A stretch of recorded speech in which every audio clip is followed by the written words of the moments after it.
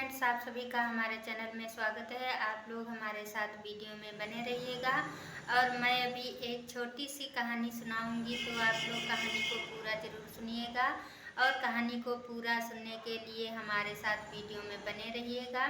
और ये कहानी है बुरी आदतों को कैसे छुड़ाया जा सकता है, तो आप लोग कहानी को पूरा ज़रूर सुनिए। नीना के 7 साल की बेटी थी, उसका नाम रोहिणी था। रोहिणी एक संयुक्त परिवार में रहती थी और नीना उस रोहिणी की आदतों से बहुत परेशान थी। रोहिणी ऐसी थी, जिद्दी थी और वो कोई भी काम अच्छे से नहीं करती थी और वो हर किसी चीज़ की जिद किया करती थी। और जब भी नीना अपनी बेटी को डांटती थी तो उसके दादी बाबा उसको तुरंत ही भला बुरा सुनाने लगते थे और कहते थे कि अभी छोटी है, बच्ची है, जब बड़ी हो जाएगी तो खुद ही संभल जाएगी। इस आदत से नीना अपने सास ससुर से भी बहुत परेशान रहती थी और वो सोचती थी कि छोटी है तो क्या हुआ, इसकी आदत अभी से बिगड़ जाएगी तो ये आगे चलकर नहीं संभलने वाली है। और कहीं उसको जब घुमाने के लिए ले जाती या बाजार या कहीं भी ले जाती थी तो वो हर एक चीज़ के लिए लोट लोट कर रोया करती थी और जिद करके हर कोई सामान ले लिया करती थी। इस चीज़ से नीना इतना परेशान रहती थी और हर किसी से वो सही से बात भी नहीं करती थी, हर किसी से उखड़ कर बात किया करती थी। वो रोहिणी बच्ची तो थी लेकिन उसको उसके व्यवहार जो थे वो बिल्कुल भी अच्छे नहीं थे और उसको इस बढ़ी के लिए उसके दादी बाबा बहुत ही उसे बढ़ावा दिया करते थे और वो अपनी माँ की बात बिल्कुल भी नहीं मानती थी। जब रोहिणी को स्कूल में पढ़ने के लिए भेजा जाता था तो रोहिणी पढ़ने लिखने में तो ठीक थी लेकिन उसका व्यवहार अच्छा नहीं था।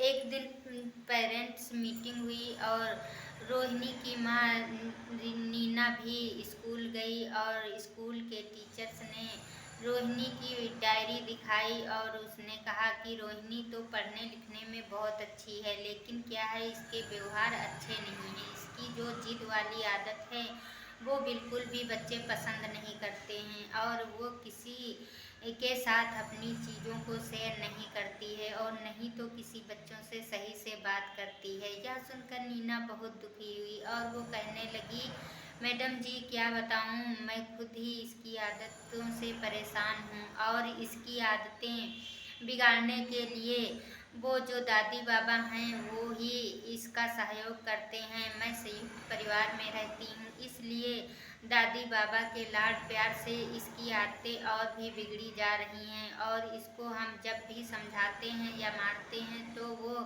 तुरंत हमको ही भला बुरा सुनाने लगते हैं। इसलिए इस वजह से इसकी आदत और भी नहीं सुधर रही है। यह सुनकर के मैडम जी कहने लगी कि नहीं, छोटी बच्ची है लेकिन क्या हुआ, अभी से इसकी आदतें नहीं सही हो पाएंगी तो ये आगे चल के और भी इसकी आदत खराब हो जाएगी। नीना कहने लगी, मैडम जी आप ही कुछ बताइए और ये मेरा थोड़ा सा मेरी मदद कीजिए और मेरे बेटी को संभालने की कोशिश कीजिए। मैडम जी कहने लगी, ठीक है, आप घर जाइए और मैं इसका कुछ सोचूंगी और करूंगी। इसी तरह से अगले दिन जब रोहिणी स्कूल गई तो उनकी मैडम रोहिणी को अपने पास बुलाकर और बाहर बगीचे में गई और उससे बगीचे में इधर उधर टहलाने लगी और बोली, ये रोहिणी छोटा सा पेड़ लगा है, इसको क्या आप उखाड़ सकती हो? रोहिणी तुरंत कुछ कहे हुए पेड़ को उखाड़ दिया तो उसके टीचर्स ने कहा, अरे वाह, बहुत अच्छी हो तुम तो, बड़ी ताकतवर हो, तुरंत पेड़ को उखाड़ दिया। फिर आगे थोड़ा बढ़ी, उनकी मैडम कहने लगी, अब रोहिणी ये थोड़ा सा उस पेड़ से, ये पेड़ बड़ा है, क्या इसको भी उखाड़ सकती हो? रोहिणी ने थोड़ी ताकत लगाई और उसको भी उखाड़ दिया। उसने कहा, वाह, बहुत ताकतवर हो रोहिणी। फिर थोड़ा आगे बढ़ी और कहने लगी, वो जो बड़ा पेड़ है अब उसको उखाड़ने की कोशिश कीजिए। रोहिणी को उस पेड़ के पास ले गई और कहने लगी, रोहिणी तुम इस पेड़ को उखाड़िए। अब रोहिणी सारी ताकत लगा दी उस पेड़ में, लेकिन पेड़ को हिला नहीं सकी और तब कहने लगी, मैम ये बहुत ही ज़बरदस्त पेड़ है और ये जिद्दी भी है, ये नहीं उखड़ पाएगा।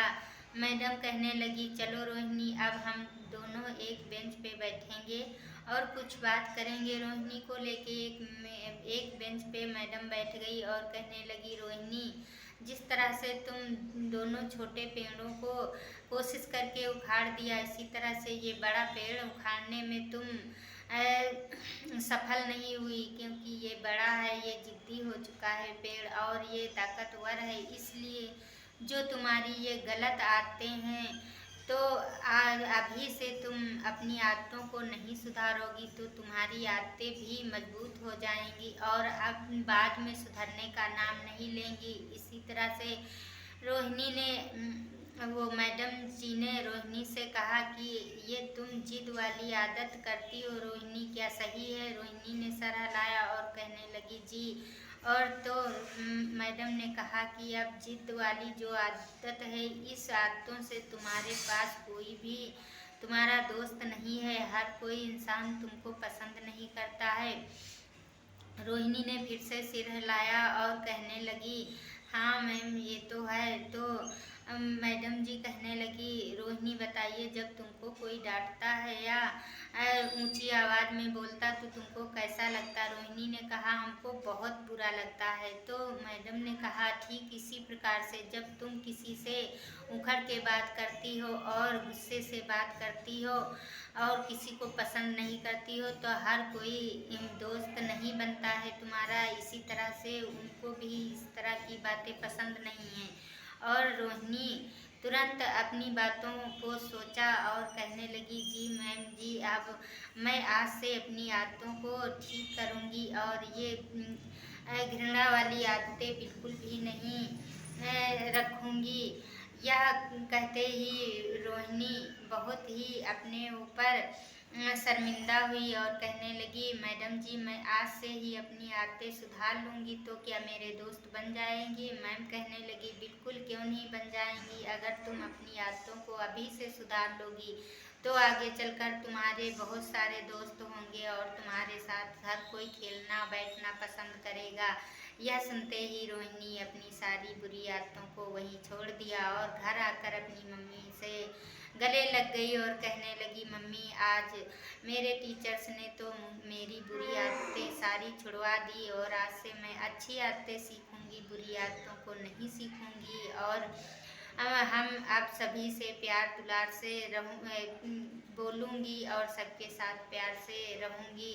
यह सुनते ही नीना अपनी बेटी को गले लगा लिया और उसको हमेशा की तरह अच्छे से प्यार दुलार करने लगी। तो कहा जाता है, अगर छोटे बच्चे हैं, अगर जिद्दी हैं, तो उनको संभालने की कोशिश कीजिए, वरना बच्चे आगे चलकर उसी तरह के हो जाएंगे, उनकी आदतें बुरी हो जाएंगी, वो मजबूत हो जाएंगे, तब आदतें छुड़ाने में बहुत ही कठिनाई होगी। तो आप लोग इस कहानी को ज़रूर सुनिएगा। अगर अच्छी लगे तो लाइक करना और शेयर करना बिल्कुल भी नहीं भूलना। तो तब तक के लिए बाय बाय दोस्तों।